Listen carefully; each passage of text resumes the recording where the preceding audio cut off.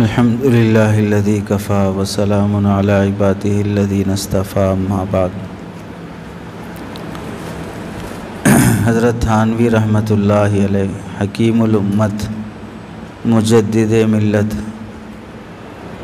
حضرت مولانا اشرف علی تھانوی رحمۃ اللہ علیہ کے ملفوظات و ارشادات ہم سب کے لیے مشعل راہ ہیں، راستہ چلنے والے کے لیے، اندھیرے میں راستہ چلنے والے کے لیے چراغ کی حیثیت رکھتے ہیں۔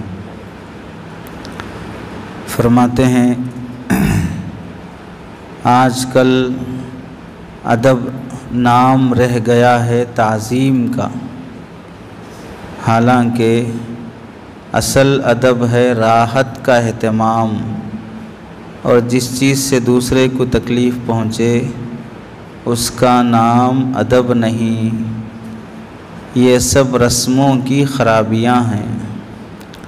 ہمارے حضرت مولانا محمد یعقوب صاحب رحمۃ اللہ علیہ سختی کے ساتھ منع فرمایا کرتے تھے کہ اپنی جگہ سے بیٹھے ہوئے میری تعظیم کے لیے مت اٹھا کرو۔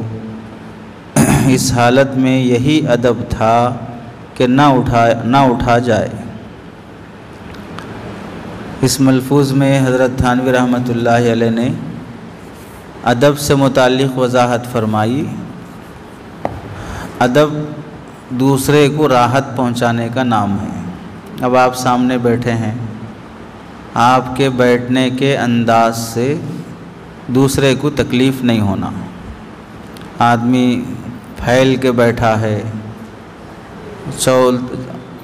چوکور بیٹھا ہے اور دوسرے کو پیر لگ رہا ہے، دوسرا ہماری بیٹھک سے تنگی محسوس کر رہا ہے، تو یہ بے ادبی سے بیٹھنا ہوا۔ اور بیٹھے بیٹھے کوئی کھیل رہا ہے، کوئی ہنسی مذاق کر رہا ہے، کوئی تماشے کر رہا ہے، ادھر ادھر دیکھ رہا ہے، اشارے کر رہا ہے، تو سمجھنا ہے کہ سامنے والے کو تمہاری ان بدتمیزیوں سے تکلیف ہوتی ہے، تو یہ بے ادبی ہے۔ ہم کتنے شریف بن کے بیٹھے ہیں وہ مطلب نہیں ہے، ہمارے بیٹھنے سے سامنے والے کو تکلیف ہو رہی یا نہیں ہو رہی ہے۔ چاہے ہم دور بیٹھے ہیں، آپ مجھ سے دور بیٹھے ہیں، قریب نہیں ہیں، لیکن بیٹھنے کا انداز ایسا ہے کہ آپ کے بیٹھنے کے انداز سے مجھے تکلیف ہو رہی ہو، تو یہ بے ادبی کے ساتھ بیٹھنا ہے۔ آدمی استاذ کے سامنے بیٹھتا ہے، مرید شیخ کے سامنے بیٹھتا ہے، بیٹا اپنے باپ کے سامنے بیٹھتا ہے، چھوٹا اپنے بڑے کے سامنے بیٹھتا ہے، ان کے ساتھ سفر کرتا ہے، تو جو بھی شخص جس کا بھی معاملہ جس بڑے کے ساتھ ہو، اگر ایسا ہے کہ اس کے رہنے سہنے سے دوسرے کو راحت پہنچ رہی ہو تو یہ ادب والی زندگی ہے۔ ایسے جملے بولنا جس سے دوسرے کو تکلیف پہنچے بے ادب انسان ہے۔ جیسے مثال کے طور پر کوئی استاذ کو ادب سے نام نہ لے، مثلاً کوئی استاذ ہیں جن کا نام سمجھو کہ عبد الرحمن ہے، تو عبد الرحمن صاحب بولے تو اس میں مولانا نہیں ہے، مفتی صاحب نہیں ہے، حضرت نہیں ہے، کوئی بھی تم احترام والا جملہ بولے بغیر صرف اتنا بول دیے کہ عبد الرحمن صاحب بولے، تو یہ استاذ کی بے ادبی ہے، کیونکہ اس طرح نام لینے سے وہ مولانا سنیں گے تو انہیں تکلیف ہوگی، بڑے چھوٹے کی تمیز نہیں ہے۔ ایسے ہی صحابہ کا نام لیں ہم، جیسے حضرت عمر رضی اللہ تعالیٰ عنہ نے فرمایا، یہ ادب ہے۔ اگر ہم بولے کہ حضرت عمر نے فرمایا، آگے رضی اللہ تعالیٰ عنہ نہیں فرما رہے، یا صرف یہ بول دیے کہ عمر نے فرمایا، تو یہ بھی بے ادبی ہے۔ تو ادب یہ ہے کہ ہماری وجہ سے دوسروں کو راحت پہنچے۔ حضرت تھانوی یہ فرماتے ہیں کہ آج کل لوگوں نے ادب سمجھ لیا ہے تعظیم کا۔ استاذ آ رہے ہیں، کھڑے ہو گئے، ان کے چپل کا قبلہ درست کر دیا، چپل ایسے رکھے ہوئے تھے اس کو قبلہ کر کے دوسرا جدھر استاذ نکلتے ہی سیدھے چپل میں پیر ڈال کے پہن کے جا سکیں، اس کو سمجھ لیا۔ یہ سب چیزیں تعظیم ہیں، ادب نہیں ہے۔ تو ادب الگ چیز ہے، تعظیم الگ چیز ہے۔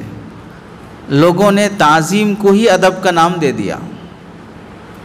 احترام اور عزت الگ چیز ہے، ادب الگ چیز ہے۔ ادب میں دوسرے کو راحت پہنچانا ہوتا ہے، تعظیم میں دوسرے کی قدر کرنا ہوتا ہے، دونوں میں فرق ہے۔ یہ بہت اہم نقطہ ہے جو سمجھنا چاہیے۔ کسی استاذ کی عزت اور احترام کر لینا استاذ کی عظمت کا مستقل حکم ہے، استاذ کے ادب کا بھی حکم ہے۔ ایسا کام مت کرو جس سے استاذ کو تکلیف پہنچے، استاذ کا عزت اور احترام بھی کرو۔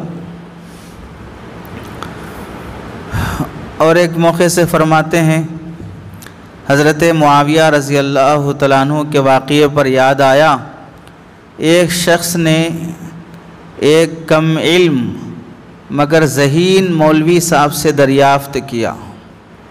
آدمی ذہین ہو ممکن ہے، کم علم ہو ممکن ہے، علم کم ہے لیکن ذہانت اچھی ہے۔ ان سے پوچھا کہ حضرت معاویہ رضی اللہ تعالیٰ عنہ اور حضرت علی رضی اللہ تعالیٰ عنہ میں جو جنگ ہوئی، اس میں حضرت معاویہ رضی اللہ تعالیٰ عنہ کا یہ فعل کس درجے کا ہے؟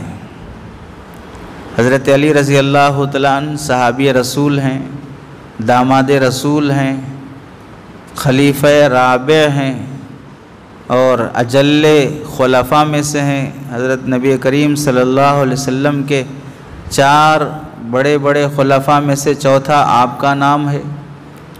حضرت معاویہ رضی اللہ تعالیٰ عنہ بھی صحابی ہیں، کاتب وحی ہیں، حضرت نبی کریم صلی اللہ علیہ وسلم کے نسبتی برادر ہیں۔ آپ کی بہن حضرت ام حبیبہ رضی اللہ تعالیٰ عنہ جو حضرت ابو سفیان رضی اللہ تعالیٰ عنہ کی بیٹی ہیں، تو دونوں بڑے بڑے صحابہ ہیں۔ دونوں میں کسی مسئلے پر آپس میں جنگ ہو گئی، دونوں صحابہ میں۔ تو بعد میں کوئی شخص پوچھ رہا ہے، ان دونوں صحابہ میں سے حضرت معاویہ رضی اللہ تعالیٰ عنہ کا حضرت علی رضی اللہ تعالیٰ عنہ سے لڑنا یہ کیسا ہے، صحیح ہے کہ غلط ہے؟ جمہور امت کا مسلک یہ ہے، حضرت علی رضی اللہ تعالیٰ عنہ بھی صحیح ہیں، حضرت معاویہ رضی اللہ تعالیٰ عنہ بھی صحیح ہیں، بس حق پر حضرت علی رضی اللہ تعالیٰ عنہ ہیں، حضرت معاویہ رضی اللہ تعالیٰ عنہ سے اجتہادی غلطی ہو گئی اور ہم اس کے مکلف نہیں ہیں۔ کون صحیح تھا، کون غلط تھا، کون حق پہ تھا، کون ناحق تھا، حق اور باطل کی جنگ نہیں ہے، صحیح اور غلط کا مسئلہ ہے۔ غلطی کسی سے بھی ہو سکتی ہے، انسان ہے، صحابہ اکرام سے غلطی ہو گئی، اللہ نے انہیں درگزر فرما دیا، تو ہمیں ان کے اس آپسی اختلاف جھگڑے میں بولنے کا کوئی حق نہیں ہے، ہم اس حیثیت کے ہی نہیں ہیں۔ تو اس نے سوال کیا کہ اس طرح حضرت معاویہ رضی اللہ تعالیٰ عنہ کا یہ فعل، یہ کام کس درجے کا ہے؟ مولوی صاحب نے فرمایا کہ بھائی، حضرت معاویہ رضی اللہ تعالیٰ عنہ کی اجتہادی خطا ہے اور اس لیے وہ امر خفیف ہے، چونکہ وہ بھی صحابی ہیں، ان سے اجتہادی غلطی ہو گئی کہ لڑنا نہیں چاہیے تھا، جھگڑنا نہیں چاہیے تھا حضرت علی رضی اللہ تعالیٰ عنہ سے، لیکن انہوں نے سمجھا کہ بھئی جھگڑا کرنے سے ہی حق حاصل ہوگا، بات واضح ہوگی، صحیح ہوگی، غلطی ہو گئی ان سے۔ اس واسطے کوئی بڑی بات نہیں ہے، اجتہادی خطا کسی سے بھی ہو سکتی ہے، کوئی بڑا مسئلہ، کوئی بڑا گناہ کا کام نہیں ہے۔ تو اب جو پوچھنے والے تھے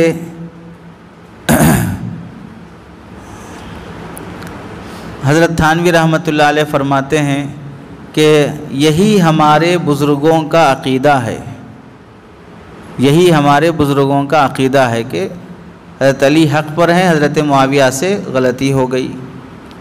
یہ سن کر وہ شخص کہتا ہے جس درجے کا شخص ہوتا ہے اس درجے کی خطا ہوگی، اس لیے اس خطا پر شدید سزا ہونی چاہیے۔ غلطی ہے ٹھیک ہے، لیکن غلطی کرنے والے کو بھی دیکھیں گے۔ چھوٹا موٹا آدمی غلطی کیا ٹھیک ہے چھوڑ دیں گے، بڑا آدمی غلطی کیا تو بڑی بات ہو جائے گی۔ تو اب صحابی بڑے آدمی ہوتے ہیں، اللہ کے نبی کے ساتھ جنہوں نے زندگی گزاری، صحابہ اکرام جن کا قرآن میں تذکرہ ہے، تو صحابی بڑا ہے تو صحابی کی غلطی بھی بڑی ہوگی، غلطی بڑی ہے تو سزا بھی بڑی ہونی چاہیے۔ ہم اور آپ جیسے لوگ ہیں، کوئی حیثیت نہیں ہماری، غلطی ہو جائے تو چھوڑ دیں گے، بھئی چھوٹا آدمی ہے، معمولی آدمی ہے، کوئی اہمیت کی بات نہیں ہے، چھوڑو درگزر کرو۔ تو اس لحاظ سے وہ صاحب کہنے لگے کہ چھوٹے آدمی کی غلطی چھوٹی تو سزا بھی معمولی، بڑے آدمی کی غلطی بڑی تو پھر سزا بھی بڑی۔ اس لحاظ سے حضرت معاویہ رضی اللہ تعالیٰ عنہ کو نعوذ باللہ بڑی سزا ملنی چاہیے، چونکہ بڑے آدمی ہیں، غلطی ہوگی تو بڑی غلطی شمار ہوگی۔ یہ وہ صاحب کہنے لگے۔ تو مولوی صاحب نے فرمایا ارے بھائی یہ کیا تھوڑی سزا ہے کہ ایک صحابی پر ہم جیسے نالائق یہ حکم کریں کہ انہوں نے خطا کی، ورنہ ہمارا کیا منہ تھا کہ ہم گندے ناپاک اور وہ صحابی، ہم گندے اور ناپاک اور وہ صحابی، ہم بولنے کے قابل ہو گئے کہ ان سے غلطی ہوئی۔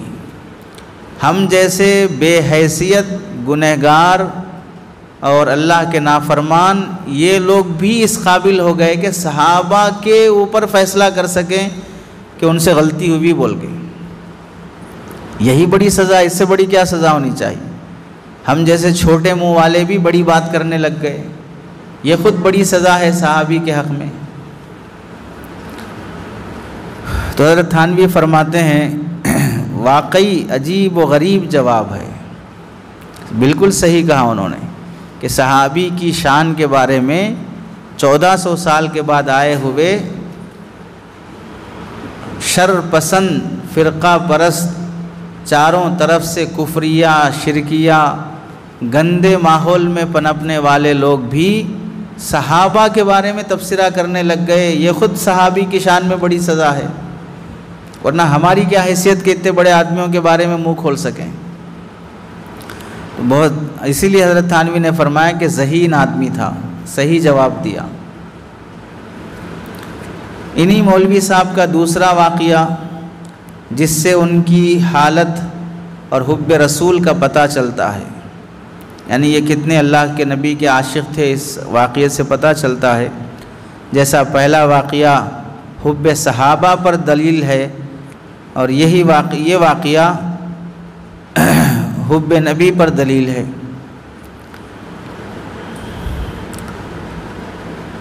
کہ اول انہوں نے یہ قصہ لکھا ہے باوجود حضور صلی اللہ علیہ وسلم کی کوشش کے، وہ مولانا لکھتے ہیں باوجود حضور صلی اللہ علیہ وسلم کی کوشش کے ابو طالب ایمان نہیں لائے۔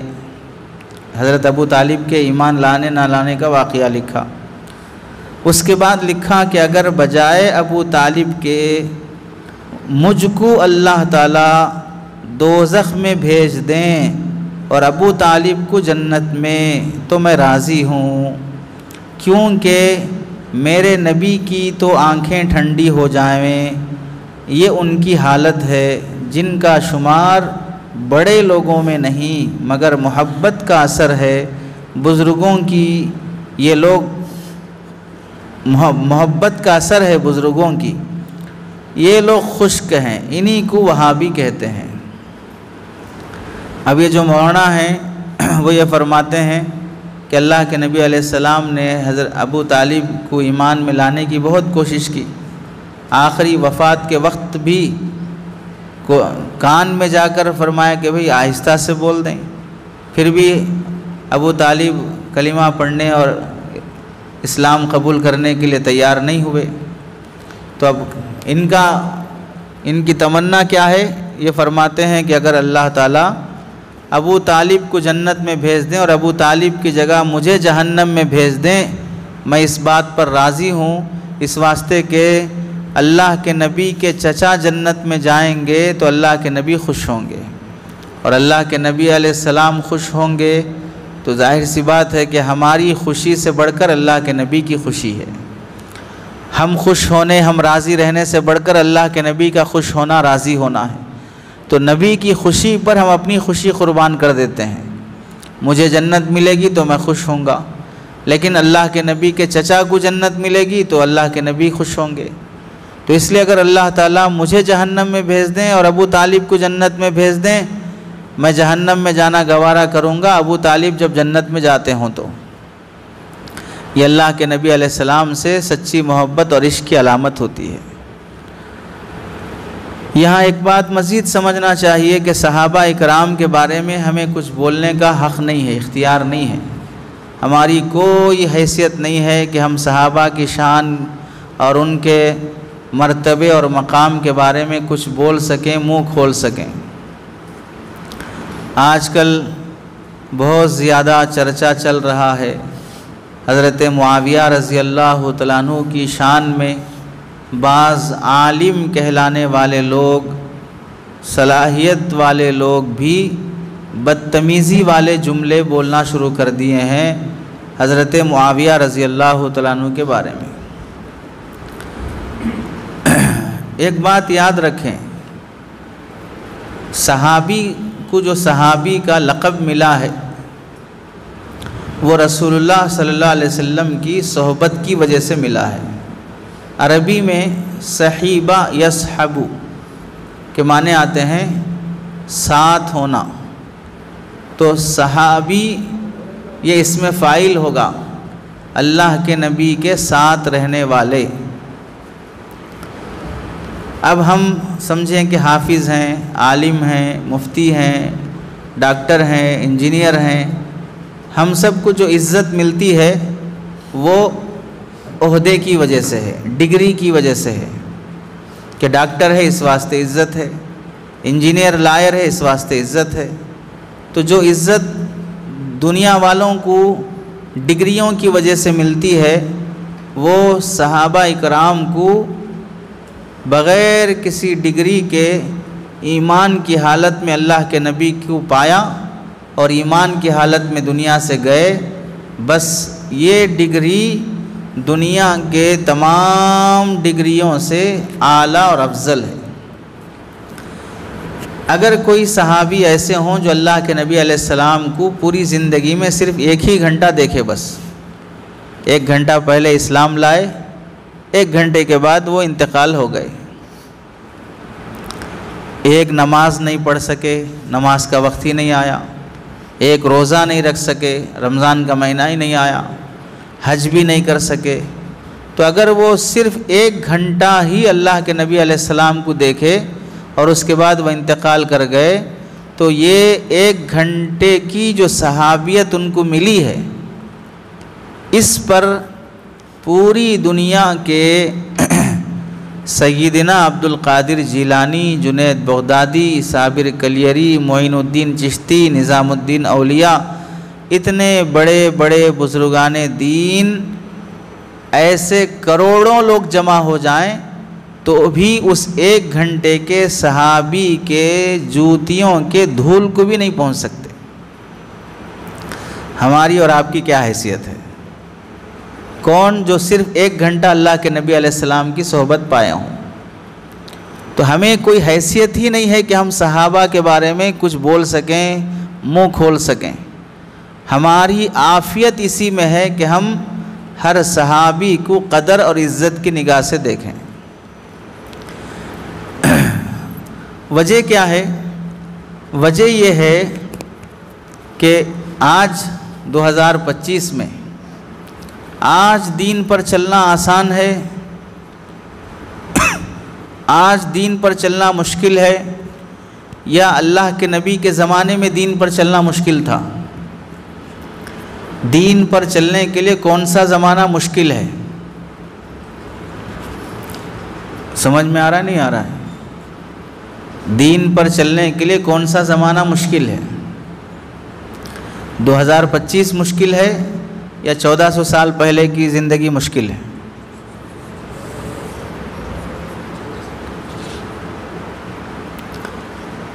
جو لوگ یہ سمجھتے ہیں کہ 2025 مشکل ہے وہ غلط ہیں، نہیں سمجھ پائے۔ اس واسطے کہ اللہ کے نبی کے زمانے میں کلمہ پڑھے تو ان میں سے بعض لوگوں کو 2 ٹکڑے کر دیے کلمہ پڑھنے پر۔ حضرت سمیہ رضی اللہ تعالیٰ عنہ کو 2 ٹکڑے کر دیے۔ حضرت بلال رضی اللہ تعالیٰ عنہ کو کلمہ پڑھنے پر کیسی تکلیفیں۔ حضرت خباب رضی اللہ تعالیٰ عنہ کو آگ کے انگاروں پہ لٹایا جاتا۔ ہم میں سے جتنے لوگ کلمہ پڑھے ہیں، کوئی ایک بھی آ کر سوئی بھی چبایا ہم کو؟ کلمہ کیوں پڑھے بول کے؟ ہم میں سے جو بھی لوگ دین پر چلنے میں مشکل سمجھ رہے ہیں وہ اپنے نفس کی شرارت کی وجہ سے، کہ ہم خود پورے پکے مسلمان بننا نہیں چاہ رہے ہیں۔ اگر ہم 100% پکے مسلمان بننا چاہیں گے کوئی ہمیں روکے گا نہیں۔ گاؤں دیہات میں رہنے والے آج بھی افریقہ کے جنگلوں میں کوئی بینکنگ سسٹم نہیں ہے، افریقہ کے علاقوں میں کوئی بینکنگ نظام نہیں ہے، وہاں پر اکاؤنٹ بنائے بغیر لوگ جی رہے ہیں۔ بعض علاقوں میں آج بھی کرنٹ نہیں ہے، اس کے بغیر بھی وہ لوگ جی رہے ہیں۔ ہم حلال پر چلنا چاہیں گے تو دنیا میں بہت سے لوگ ہیں جو اکاؤنٹ کھلائے بغیر بھی جی رہے ہیں حلال طریقے سے، سود کے پائی سے بچے ہوئے ہیں۔ ہم خواہشات بڑھا لیے، ہم کو اچھی گاڑی بھی ہونا، اچھا بنگلہ بھی ہونا، اچھی جاب بھی ہونا، مزے کی زندگی بھی ہونا، اچھے رشتے بھی ہونا۔ تو اس واسطے جب وہ ٹارگٹ اور معیار پورا نہیں ہو رہا ہے تو حلال کو چھوڑ کے حرام کی طرف بڑھ رہے ہیں۔ ہم میں سے کوئی ایک مسلمان آج ہے جو 2 مہینے گھر میں کھانا نہیں ہونے کی وجہ سے پیٹ پہ پتھر باندھا ہو؟ اللہ کے نبی کے زمانے میں تھے ویسے لوگ، خود اللہ کے نبی علیہ السلام تھے، 2 مہینے گھر میں چولہا نہیں جلا، پانی اور کھجور کھا لے کے زندگی گزار لیتے۔ ہم پانی اور کھجور کب کھاتے؟ رمضان کے مہینے میں افطار میں روزہ کھولنے کے لیے 1 کھجور 2 کھجور، اس کے بعد جو کھاتے ہیں وہ بے حساب رہتا، حساب صرف کھجور کا رہتا، بس 1 2 حساب ہے نا، یہ 1 2 3 4 5 یہ سب کیا ہے؟ میکس ہے، حساب ہے۔ تو حساب صرف کس کا رہتا؟ کھجور کا رہتا بس، اس کے بعد جو کھاتے ہیں وہ بے حساب رہتا، اور یہ سوچ کے کھاتے کہ روزے دار جو کھاتا ہے اس کا حساب نہیں ہوتا، یہ سوچ کے کھاتے ہیں۔ جو ہم صرف روزہ کھولنے کے لیے حساب سے کھاتے ہیں وہ 1 2 کھجور صحابہ اکرام جنگ کے میدان میں کھاتے تھے، میدان جنگ میں وہ 1 2 کھجور کھا کے جنگ لڑتے تھے۔ تو دین پر چلنا مشکل نبی علیہ السلام کے زمانے میں تھا، آج نہیں ہے۔ آج بہت آسان ہے دین پر چلنا۔ اس زمانے میں جو نبی کا ساتھ دیے، اپنے آپ کو قربان کر دیے، آج ہم اپنی مسجد کے امام صاحب کا ساتھ دینے تیار نہیں ہوتے، دینی ادارہ چل رہا ہو، مدرسہ چل رہا ہو، اس کا ساتھ دینے تیار نہیں ہوتے، کسی حافظ صاحب کا ساتھ دینے تیار نہیں ہوتے، مؤذن کا ساتھ دینے تیار نہیں ہوتے۔ اگر کسی عالم، حافظ، مفتی صاحب، دینی ادارہ، مسجد، مکتب ان کا ساتھ دے دیں گے، کوئی ہے جو دشمن ہمیں آ کے ٹانگ توڑ دے گا، ہمارے ہاتھ پیر کاٹ دے گا کہ تم کیسے عالم صاحب کا ساتھ دیے۔ لیکن محمد الرسول اللہ صلی اللہ علیہ وسلم کا ساتھ دینے پر لوگ صحابہ اکرام کے ساتھ کیسی ظلم کی داستانیں لکھا کرتے تھے۔ وہ زمانہ مشکل تھا. اس زمانے میں اللہ کے نبی علیہ السلام کو سپورٹ کرنا بہت بڑی بات ہے. آج کلمہ پڑھ کر مسلمان ہو کے دین پر چلنا یہ اتنی کوئی بڑی مشقت والی بات نہیں ہے. تو صحابہ کا جو مقام ہے وہ صحبت رسول کی وجہ سے ہے. جب نبی علیہ السلام کی صحبت سے جو ان کو مقام ملا ہے، اس کے علاوہ کوئی پوسٹ ایسا نہیں ہے جو صحابہ سے بڑھ کر ہو. اس لیے حضرت معاویہ رضی اللہ تعالیٰ عنہ یا کوئی اور صحابی ہوں، ان کے بارے میں ایسے جملے بولنا جو ان کے شان صحابیت کے خلاف ہو، یہ بڑی بدتمیزی کی بات ہے، گمراہ ہونے کی علامت ہے، صحیح راستے سے بھٹک جانے کی علامت ہے. ہمارے ملک میں بھی بعض ایسے علماء پیدا ہو گئے جو ایسی صحابہ کے شان میں بدتمیزی والے جملے بولتے ہیں. اور ہمیں ایسے حالات سے سبق سیکھتے ہوئے اللہ سے پناہ مانگنی چاہیے کہ اللہ جو بندہ پہلے ہدایت پر ہو پھر گمراہ ہو جائے، ایسی نوبت ہمیں آنے سے حفاظت فرما کہ زندگی بھر ہدایت پر رہے، بڑھاپے میں آ کر گمراہ ہو گئے، غلط بات بولنے والے ہو گئے، گستاخی اور گمراہی پر چلے گئے. بزرگوں سے تعلق کے اثرات، اس پر حضرت تھانوی رحمۃ اللہ علیہ خود اپنے 2-3 واقعات سنا رہے ہیں. پہلا واقعہ ہے، ایک مولوی صاحب نے عرض کیا کہ حضرت آج سہارنپور سے سوار ہونے کے وقت اسٹیشن پر ساتھیوں کی وجہ سے سامان زائد ہونے کا شبہ ہوا، کیونکہ ان کا بھی سامان تھا. اس پر میں نے اسٹیشن ماسٹر سے کہا کہ ہم سب کا سامان تول لو، وزن کر لو، لمٹ کتنی ہونی چاہیے سفر میں سامان کی، اس سے زیادہ ہے تو پھر چالان دینا پڑے گا. تو اسٹیشن ماسٹر سے کہا کہ ہمارا سامان تول لو، تو اس نے انکار کر دیا، نہیں تولنے کی ضرورت نہیں، ایسے ہی لے کے جاؤ. اور میں اصرار کرتے رہا. ہمارا سامان تول کر زائد ہے تو جو بھی چالان بنتا ہے وہ ہم دے دیں گے. مسافر سفر کرنے والے وہ اسٹیشن ماسٹر سے بول رہے ہیں، اسٹیشن ماسٹر یہ بول رہا ہے کہ نہیں ضرورت نہیں تولنے کی، لے کے جاؤ. ہم لوگ ویسے موقع پہ ہوتے تو کیا کرتے؟ ہم یہ بولتے کہ اسٹیشن ماسٹر ہی بول رہا ہے، اب کیا تولنے کی ضرورت ہے. اور اس کو دینداری بھی سمجھتے ہم لوگ کہ بھئی ہم تو ہماری ذمہ داری پوری کر دی ہے، ہم بولے تولو بول کے نہیں تولا، اب کیا کریں ہم. اب یہ صاحب اصرار کر رہے ہیں، نہیں تولو، اسٹیشن ماسٹر سے بول رہے ہیں بار بار کہ تولو کتنا وزن ہے. جب یہ اصرار بڑھنے لگا اور وہ جو اسٹیشن ماسٹر تھا وہ بار بار انکار کرنے لگا، تو ہمارے اس تکرار کو دوسرا ایک ہندو کھڑا تھا بازو، وہ دیکھ رہا تھا. وہ غیر مسلم جو ہماری اس بحث کو دیکھ رہا تھا.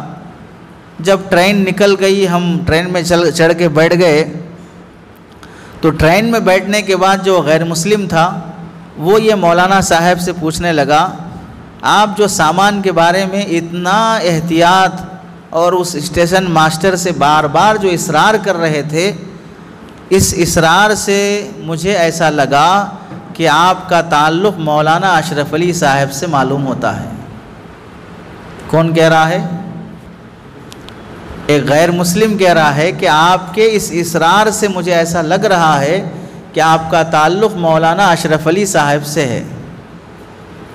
اب اس سے سمجھو ایک آدمی کے معاملات میں صاف ہونے کا ڈنکا اتنا بچ چکا ہے کہ اس زمانے کا ہندو بھی جانتا ہے کہ مولانا اشرف علی معاملات میں بہت صاف ہے.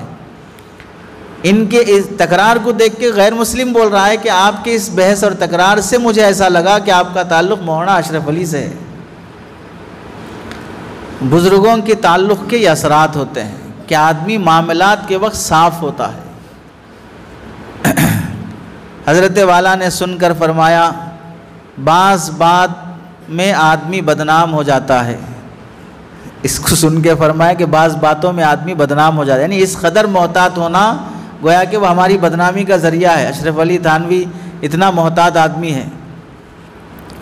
اس پر ایک دوسرے مولوی صاحب نے عرض کیا کہ حضرت تقوی کا حاصل تو یہی ہے یعنی جو متقی بن جاتا ہے آدمی اسے اسی طرح بدنام کرتے ہیں متقی لوگوں کو۔ تو حضرت نے سن کر تبسم آمیز لہجے میں فرمایا، تقوی کا دوسرا لقب بھی تم نے سنا ہوگا، لقوہ۔ تقوی کا دوسرا لقب بھی تم نے سنا ہوگا، لقوہ۔ یعنی مطلب یہ ہے کہ آدمی زیادہ متقی ہوتا ہے تو اسے لوگ ایک بیماری سمجھ کر اس کی تحقیر کرنا شروع کر دیتے ہیں، اسے سماج میں نادان اور ایک قسم کا کم عقل اور کچھ نہیں جاننے والا ایسا سمجھ جاتے ہیں جو تقوی پہ چلنا چاہتا ہے۔ بالکل یہی معاملہ آج بھی علماء اکرام سود نہیں لیتے، بینکنگ سے معاملہ نہیں کرتے، اسکیموں میں حصہ نہیں لیتے، بزنس میں حصہ نہیں لیتے، فلاں کام نہیں کرتے، اس کی وجہ سے کہ دنیا میں یہ لوگ زیادہ گھسے نہیں رہتے ہیں تو پبلک ان علماء کو کیا سمجھتی ہے؟ دیوانے ہیں، کچھ جانتے نہیں ہیں، کچھ عقل نہیں ہے، زمانے اور حالات کا احساس اور شعور ہی نہیں ہے کیسا چلنا چاہیے۔ حضرت تھانوی دوسرا واقعہ سناتے ہیں، میرے ایک دوست ہیں مدارس کے جو ایک انسپیکٹر ہیں، ایک مرتبہ دورے میں ایک مدرسے میں ٹھہرنے کا اتفاق ہوا، مدارس کا دورہ کرنے کے لیے آئے، وہ پولیس ڈپارٹمنٹ سے تھے اور حضرت تھانوی سے ان کا تعلق بھی تھا۔ تو مدرسے والوں نے مغرب کے بعد جہاں وہ پولیس حضرت تھانوی کے جن سے تعلق تھا جس کمرے میں روشنی کا انتظام کیا جس میں ان پولیس صاحب کا قیام تھا، تو وہ جو پولیس ہے سرکاری ملازم مدرسے میں آ کے ٹھہرا ہے اور مدرسے جائزہ لیتے ہوئے سروے کرتے ہوئے ایک مدرسے میں قیام کیے۔ قیام کرنے کا مطلب ہے کہ وہ زمانہ ٹرینوں کا اتنا، حضرت تھانوی کے پاس بھی یعنی تھانہ بھون میں بھی ٹرین بہت عرصے کے بعد آئی، شروع میں نہ ٹرین تھی نہ وہاں پر اسٹیشن تھا، بسوں سے، گھوڑا گاڑی سے، ٹانگے سے، بیل گاڑی سے جانا پڑتا تھا۔ اب رات ہو گئی، اب نہ کوئی بس ہے نہ کوئی رکشہ ہے تو آدمی وہیں قیام کر لیتا، تو اس وجہ سے رکنا پڑا۔ آج بھی گاؤں دیہاتوں میں بسیں ٹائم سے رہتی ہیں، صبح میں ایک ٹائم رہتی، دوپہر میں ایک ٹائم رہتی، رات کی آخری بس رہتی 6 بجے کے بعد پھر کوئی بس ہی نہیں رہتی ہے، تو اس طرح ٹائمنگ سے بسیں چلتے ہیں، تو اس وجہ سے قیام کرنا پڑا۔ تو جس کمرے میں ان کا قیام تھا تو وہ پولیس والے صاحب کیا کہنے لگے مدرسے والوں سے کہ اگر یہ جو لالٹین اور چراغ آپ جلائے ہیں یہ چراغ اگر مدرسے کے پیسے کیا ہے تو مجھے اس کی ضرورت نہیں ہے، یعنی مدرسے کے پیسے سے چراغ مت جلائیے، اگر آپ میں سے کسی کا ذاتی چراغ ہے تو وہ چراغ اگر آپ جلاتے ہیں تو پھر میں اس کمرے میں ٹھہر جاؤں گا۔ پولیس یہ بات بول رہا ہے۔ اتفاق سے وہیں پر امیر شاہ خان صاحب اس زمانے کے بڑے مالدار آدمی تھے، وہ بھی وہیں مدرسے میں ٹھہرے ہوئے تھے، تو انہوں نے جب یہ بات سنی، سنتے ہی فرمایا لگتا ہے کہ تمہارا تعلق مولانا اشرف علی سے ہے۔ پولیس سے وہ صاحب کیا کہنے لگے، لگتا ہے تمہارا تعلق مولانا اشرف علی سے ہے کہ تم کون سی چراغ مدرسے کا ہے اور کون سا پرسنل ہے۔ مدرسے کا چراغ ہے تو ہم اپنی ذات کے لیے استعمال نہیں کر سکتے، پرسنل ہے تو ٹھیک ہے ہم آپ کا استعمال کریں گے۔ اتنا احتیاط اگر تم برت رہے ہو تو مطلب ہے کہ تمہارا تعلق اشرف علی سے ہے۔ ظاہر سی بات ہے آدمی کے حلال حرام میں اتنی تبدیلی آ جائے، یہی تو مقصود ہے، آدمی حلال حرام میں تمیز کرنے والا بن جائے۔ تیسرا واقعہ سناتے ہیں حضرت تھانوی رحمۃ اللہ علیہ کہ ایک بزرگ اپنی ہی جماعت کے ہیں، اپنی ہی جماعت سے مراد اہل علم میں سے ہیں، ان کا قیام مدرسہ جونپور میں تھا۔ وہاں پر مسجد میں ایک طالب علم مسجد کی روشنی میں کتاب دیکھ رہے تھے اور خاص وقت ہو جانے پر فوراً چراغ گل کر دیا اور اپنا چراغ روشن کر لیا۔ وہ طالب علم کچھ دنوں یہاں پر رہ کے گئے تھے۔ وہ بزرگ بے ساختہ فرمانے لگے یہ طالب علم لگتا ہے تھانہ بھون سے تعلق رکھتا ہے، لگتا ہے کہ طالب علم تھانہ بھون سے تعلق رکھتا ہے۔ یعنی وہاں پر پڑھنے والے طلباء میں بھی اتنا احتیاط آ گیا کہ اگر مدرسے کا چراغ ہے، مدرسے کی لائٹ ہے، مدرسے کا فین ہے، اوقات مدرسہ میں استعمال ہوگا بس، اس کے بعد میرا کوئی پرسنل کام ہے، ذاتی کام ہے، اپنے ذاتی کام کے لیے میں مدرسے کی لائٹ، مدرسے کا فین، مدرسے کی چیزیں استعمال نہیں کروں گا۔ اور یہ اس طالب علم کے اندر یہ جو صفت تقوی کی پیدا ہوئی، صرف چند دن اس مدرسے میں رہا تھا جو حضرت اشرف علی تھانوی رحمۃ اللہ علیہ کا ہے، وہ چند دن کے رہنے پر یہ اثر پیدا ہوا، آدمی حلال حرام کی تمیز کرنے والا ہو گیا۔ اب ہم مدرسے میں رہتے ہیں، بیجا فیان استعمال ہو رہا ہے، بیجا لائٹ استعمال ہو رہی ہے، بیجا پانی استعمال ہو رہا ہے، ظاہر سی بات ہے کہ آدمی متقی بنے بغیر عالم بن جاتا ہے تو اس کا علم خود اسے گمراہی پر لے جاتا ہے، پھر وہ شخص اپنے فائدے اور نفع کی خاطر، اپنے مادی دنیاوی فائدے کی خاطر اپنے علم کا استعمال کرنا شروع کر دیتا ہے۔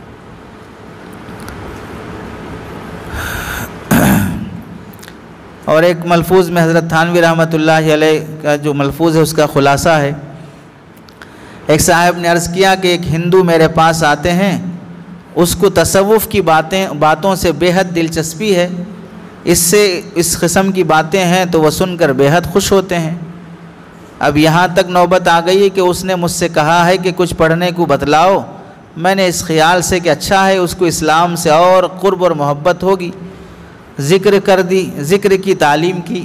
اب وہ بے حد معتقد ہو گیا اور کہتا ہے کہ مجھ کو جو تم پڑھنے کو بتلایا اس سے بڑا ہی جی خوش ہوتا ہے، آج تک کسی اپنی مذہبی چیز کے پڑھنے سے یہ بات نہیں پیدا ہوئی، اب اسلام کی بہت تعریف کرتا ہے۔ حضرت والا نے ان کی یہ تمام گفتگو سن کر فرمایا، تمہارا یہ طریقہ نقصان دہ ہے، غیر مسلم کو بیعت کر لینا، غیر مسلم کو ذکر اذکار دینا، غیر مسلم کو صبح شام کی تسبیح دینا، غیر مسلم کو وظیفے بتانا، یہ سب غلط طریقہ ہے۔ سب سے صوفی ہونے کی سب سے پہلی شرط ہے مسلمان ہونا، مسلمان ہوئے بغیر کوئی آدمی بزرگ نہیں بن سکتا۔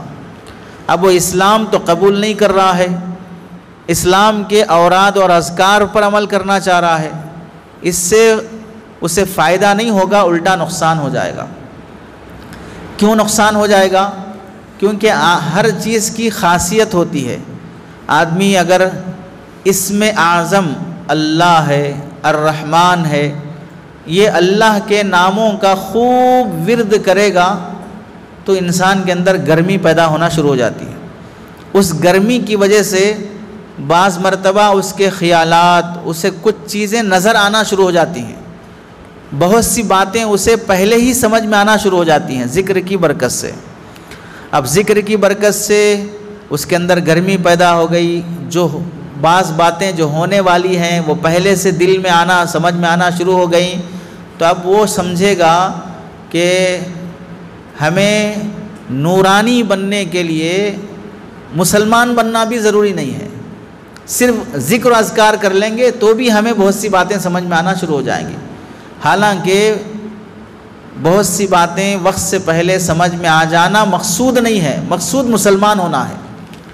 اب اسی ذکر کی وجہ سے وہ اسلام سے دور رہے گا کہ ضرورت ہی نہیں اسلام کی، اسلام کے بغیر بھی میں بہت ساری باتیں، میرے اندر نور پیدا ہو گیا، مجھے کیفیات ہو رہی ہیں، مجھے احوال نظر آ رہے ہیں۔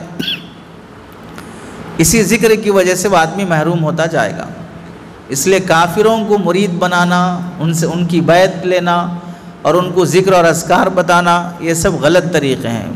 ہم نے بھی دیکھا ایک صاحب ہیں جو کسی بزرگ کے خلیفہ ہیں، حال ہے ان محترم کا کہ بغیر وضو کے نماز پڑھتے ہیں، پانی ہے پھر بھی تیمم کر کے نماز پڑھتے ہیں، واش روم جاتے ہیں، پان کھاتے ہیں، کھانا کھاتے ہیں، کھانے کے لیے ہاتھ دھوتے ہیں، غسل کرتے ہیں، سب کرتے ہیں، لیکن نماز کے لیے وضو نہیں کرتے، بلا وجہ کے تیمم کر کے نماز پڑھتے ہیں، اور مسلمانوں سے زیادہ غیر مسلم ان کے مرید ہیں۔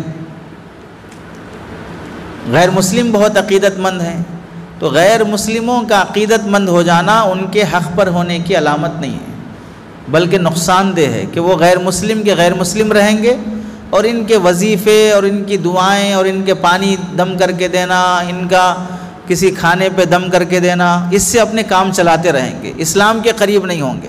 اپنے کام نکالنے کے لیے بس ان بزرگ کا استعمال کرتے رہیں گے، اور یہ صاحب سمجھیں گے کہ بڑے معتقد ہیں، اسلام کے قریب ہو جائیں گے۔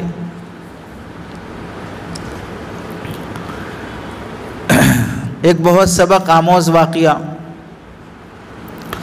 ریاست بھوپال، وہاں کے ایک منشی تھے۔ منشی مطلب آج کا منشی الگ ہے، اس زمانے کا منشی جو کسی بادشاہ کا تمام خطوط لکھنا، جواب دینا، سیاسی حکمران جیسے کسی بھی بڑے سیاسی لیڈر کا جو پی اے ہوتا ہے وہ درجہ رکھتا ہے اس زمانے میں منشی۔ وہ اس زمانے کے نواب جو منشی جمال الدین ان کا نام ہے، وزیر ریاست بھی تھے، اپنے ریاست کے بھوپال کی جو ریاست ہے اس کے وزیر تھے یہ۔ اس وقت تو وزارت کا منصب، اس وقت تو وزارت کا منصب برائے نام ہی رہ گیا، اس زمانے میں بادشاہ کے بعد اگر کسی کا درجہ ہے تو وزیر کا درجہ تھا، اور حقیقت میں پوری سلطنت وزیر ہی چلاتا تھا، بادشاہ صرف بیٹھ کے عیش اور مزے کرتا۔ تو ان وزیر کا جو بھوپال کے وزیر ہیں جن کا نام جمال الدین ہے، اس زمانے کے جو بادشاہ تھے بڑے مالدار، وہاں کے رئیس خاندان کی لڑکی جو شہزادی کہلاتی ہے ان سے نکاح ہو گیا۔ اس کی وجہ سے ان کی عزت اور بڑھ گئی، ایک تو پہلے سے وزیر ہیں اور بادشاہ کی بیٹی سے نکاح بھی ہو گیا تو پورے علاقے میں مشہور ہو گئے، اور بہت بڑا اعزاز اور اکرام اور ان کی عزت اور اثر بہت زیادہ عام تھا اس زمانے میں۔ اتفاق سے ایسا ہوا کہ مسجد میں لوگوں نے جب نماز پڑھنے کے لیے جب یہ آئے تو بھئی مسلمان ہیں، وزیر ہیں، مالدار گھرانے میں ان کا نکاح ہوا ہے، بادشاہ کے بعد وزیر ہی ساری سلطنت چلاتا ہے، یہ سب دیکھ کر مسجد میں ان کو نماز پڑھانے کے لیے مصلی پہ کھڑا کر دیا۔ اور یہ صاحب تھے اتنے عہدے والے، منصب والے، لیکن چہرے پہ داڑھی نہیں تھی۔ جب یہ کھڑے ہوئے، باوجود دنیا کی حیثیت سے بڑا ہونے کے ان میں حق پرستی بہت بڑی ہوئی تھی۔ دنیا جب آ جاتی ہے، عہدہ اور دولت اور سلطنت کسی میں آ جاتی ہے، اب وہ شخص عام طور سے دین کو بہت لائٹ لے لیتا ہے۔ پیسہ آ گیا، اب اسے کوئی عالم مفتی نظر نہیں آتے، دولت عہدے آ گئے، اب اسے کوئی دیندار نظر نہیں آتا، آدمی زمین پہ ہی نہیں ٹکتا ہے، جلدی مرنے کی فکر میں رہتا، آسمانوں پہ اڑتے رہتا ہے، تو کوئی عزت قدر کی بات ہی نہیں رہتی۔ لیکن یہ صاحب ویسے نہیں تھے، حق پرست تھے۔ تو جن رئیسہ سے نکاح ہوا تھا وہ چونکہ مالدار گھرانے کی عورت تھی اور شاہی خاندان کی عورت تھی، تو بہت سے ریاست اور حکومت کے کاموں کی وجہ سے وہ خاتون پردے کا اہتمام نہیں کرتی تھی۔ جب یہ مصلی پہ کھڑے ہوئے، اتفاق سے اس مسجد میں نماز پڑھنے کے لیے ایک مولانا بھی تشریف لائے تھے۔ مولانا نے جب دیکھا کہ ایک غیر شرعی، غیر متشرع، داڑھی جس کے چہرے پر نہیں ہے، وہ شخص مصلی پہ کھڑے ہو کے نماز پڑھانے کے لیے کھڑا ہو گیا، یہ مولانا فوراً آگے بڑھے اور ان وزیر صاحب کا ہاتھ پکڑ کے مصلی سے کھینچ لیا اور پیچھے کھینچ کے ہٹا دیا، اور یہ کہنے لگے تمہاری بیوی پردہ نہیں کرتی ہے، اور جس کی گھر والی پردہ نہ کرے اس آدمی کو نماز پڑھانے کا حق حاصل نہیں ہے۔ آپ اندازہ کریں وزیر صاحب کی کتنی پھر جائے گی، اب کتنا غصہ آئے گا۔ اور یہ مولانا بھی جو ہیں اس علاقے کے نہیں ہیں، سفر میں آئے ہیں، مسافر ہیں، اب ان کی خیریت کہاں رہی، تو ہے کون، کہاں کا ہے؟ ظاہر سی بات ہے جب ہاتھ پکڑ کے مصلی سے کھڑا ہٹا دیے، اب وزیر صاحب کی وجہ سے مصلی پر جائے گا کون؟ اور مولانا بولے بھئی دوسرا آدمی پڑھائے، یہ نہیں پڑھا سکتے، یہ متشرع نہیں ہیں۔ اب وزیر صاحب کے ڈر سے کوئی دوسرا آگے نہیں بڑھ رہا ہے۔ انتظار کرنے کے بعد وہ مولانا خود آگے بڑھے اور وہاں وہ خود نماز پڑھا کر نکل گئے۔ اب وزیر صاحب یہ ماجرا اپنے ساتھ دیکھنے کے بعد ناراض ہونے، غصہ ہونے، جھگڑا کرنے، ان مولانا کی ایسی کی تیسی کرنے، یہ سب کچھ بدتمیزی کرنے کے بجائے خاموش نماز پڑھ لیے. کیونکہ آج کل بدمعاش قسم کے لوگ بہت زیادہ ہیں، شریف بہت کم نظر آتے ہیں. ابھی حال کا واقعہ ہے، ایک مکتب میں پڑھانے والے امام صاحب نے مکتب میں پڑھنے والے بچے کو ایسے ہی سر پہ مارا ہاتھ سے. بچہ بیٹھے بیٹھے گر گیا، کھڑے کھڑے گر گیا. گرنے کی وجہ سے ہاتھ کو تھوڑا سا چوٹ آئی بس. اس پر وہ بچہ جا کے اپنے بڑے بھائی سے کہا، بڑا بھائی چاقو لا کے مولانا کا مرڈر ہی کر دیا. امام صاحب انتقالی ہو گئے. اب آپ بتائیں کہ کتنی بدتمیزی ہے. بھئی پڑھنے والے بچے کو تو لوگوں نے مشہور کیا ہے کہ استاذ کا مار پھولوں کا ہار. اگر استاذ مارتا ہے تو بچے کی خاطر مارتا ہے، لیکن کچھ ہوا نہیں ہوا کچھ بھی نہیں، قتل کر دینے تک کی نوبت آ جانا کتنی بڑی ظالمانہ حرکت ہے. اور یہاں پر دیکھیں کہ بھئی وزیر ہے اپنی ریاست کا، ہاتھ پکڑ کے مسلح سے ہٹا دے رہے ہیں، پھر بھی خاموش نیت باندھ رہے ہیں، کچھ منہ تک نہیں کھول رہے ہیں، نہ کوئی بے ادبی کر رہے ہیں. یہ ہے حق پرست ہونے کی علامت. پھر اس کے بعد نماز پڑھ کے یہ سیدھے اپنے گھر گئے. جب گھر پہنچے تو اس وقت گھر میں سیاسی میٹنگ چل رہی تھی. گھر والی بھی چونکہ سیاست کا حصے دار تھی، بہت سی خواتین اور مرد حضرات جو دوسرے وزراء ہیں، کابینہ کی میٹنگ ہے، وہ لوگ جمع تھے. اس میں ان کی گھر والی بیٹھی تھی. تو سب کے سامنے انہوں نے اپنی بیوی سے مخاطب ہو کر کہا وزیر صاحب نے کہ بیگم سنو، تمہارے پردہ نہ کرنے کی وجہ سے آج مجھے ایک مولانا نے مسلح پر سے ہٹا دیا ہے، اور اگر آج کے بعد سے تم دو باتوں میں سے کوئی ایک بات کا اختیار کرو، یا تو پردہ کرنے کا وعدہ کرو یا نہیں تو میں ابھی تمہیں 3 طلاق دے دیتا ہوں. یا تو پردے کا وعدہ کرو یا ابھی میں تمہیں 3 طلاق دیتا ہوں. بے پردہ بیوی کی وجہ سے مجھ پر کوئی تہمت نہیں لگنا. تو داڑھی ہونے نہیں ہونے کا مسئلہ نہیں ہے، وہ تو غلطی سے بول دیا میں. مسئلہ اصل جو تھا امامت پر نہیں کھڑا کرنے کا، گھر والی پردہ نہیں کر رہی ہے، اس وجہ سے ان کو ہٹا دیا گیا. تو بیگم سیاسی خاندان، مالدار خاندان، عہدے دار ہونے کے باوجود وہ بھی اتنی حق پرست تھی کہ وہ کہنے لگی مجھے سیاسی عہدوں سے زیادہ تمہاری زوجیت پسند ہے، تمہاری بیوی بن کر رہنا پسند ہے، آج سے میں پردے کا وعدہ کرتی ہوں.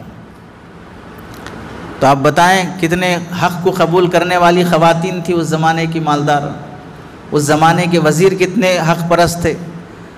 آج کے کمیٹی کا کوئی ممبر اتنا حق پرست نظر آ جائے تو اس کے ہاتھ پہ بیعت کر لینا چاہیے. اگر کوئی ایسا حق ماننے والا نہ امام کی سنتے ہیں، نہ خطیب کی سنتے ہیں، نہ کسی عالم مفتی کی سنتے ہیں، مسجد کو ممبر آف پارلیمنٹ بنا رکھے ہیں اور خود کو مسجد کو پارلیمنٹ بنا لیا، خود کو ممبر آف پارلیمنٹ سمجھ لیا. مسجد کا ممبر ہے وہ خود کو پارلیمنٹ کا ممبر سمجھ رہا ہے. ایسا چلاتے ہیں امام پر، خطیب پر، عالم پر. اور وہ پورے ملک کے وزیر ہونے کے باوجود بھی ایک اجنبی عالم، ایک اجنبی امام کی بات کا کتنا احترام کرتے تھے. اور خود انہی کا دوسرا واقعہ سناتے ہیں حضرت تھانوی رحمۃ اللہ علیہ کہ ایک مرتبہ ان وزیر صاحب جو منشی جمال الدین ہیں، ان کی عظمت دین کا اتنا بڑا واقعہ ہے سبق آموز. ایک مرتبہ محفل لگی تھی، ایک بھنگی آیا. بھنگی اس زمانے میں لوگوں کی غلاظت اٹھانے والے کو بولتے تھے. بھنگی کا کام ہی وہی ہوتا تھا. آپ میں سے بہت سے لوگ نہیں دیکھے ہوں گے بلکہ سنے بھی نہیں ہوں گے. ہمارے بچپن میں بھی ہم نے دیکھا جو باتھ روم ہیں جہاں انسان ضرورت پوری کرتا ہے، وہ ایسے بنے ہوئے نہیں تھے کہ وہاں پر ہم ضرورت سے فارغ ہونے کے بعد پانی مار دیے وہ بہہ کے چلا گیا، ایسا نہیں ہوتا تھا. ہمارے بچپن میں بھی ہم نے دیکھا 2 طریقے تھے، یا تو لوٹا لو اور راجستھان میں نکل جاؤ، ریگستان چلے جاؤ، جنگل چلے جاؤ جہاں قدرتی اے سی لگی ہوگی، آب و ہوا لگی ہوگی، ٹھنڈے ماحول میں بیٹھ کر فارغ ہو کے آ جاؤ.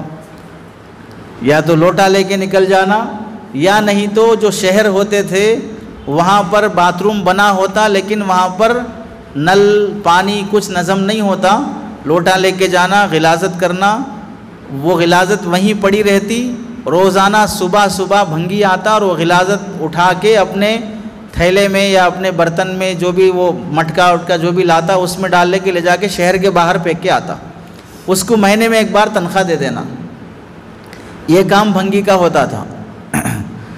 تو وہ ظاہر سی بات ہے سماج میں ایسے آدمی کی کیا عزت ہوتی ہے جو لوگوں کے غلاظت پیخانے اٹھاتے ہوں۔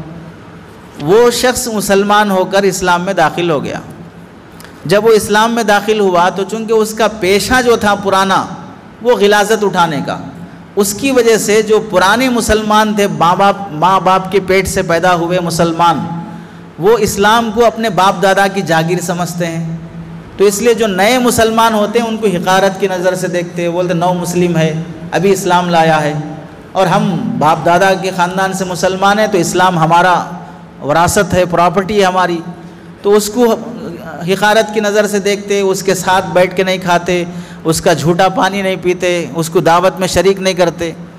اب وہ بیچارہ خود مسلمان ہونے کے باوجود بھی اپنے آپ کو حقیر سمجھتا کہ لوگ اس کے ساتھ ویسا کر رہے ہیں۔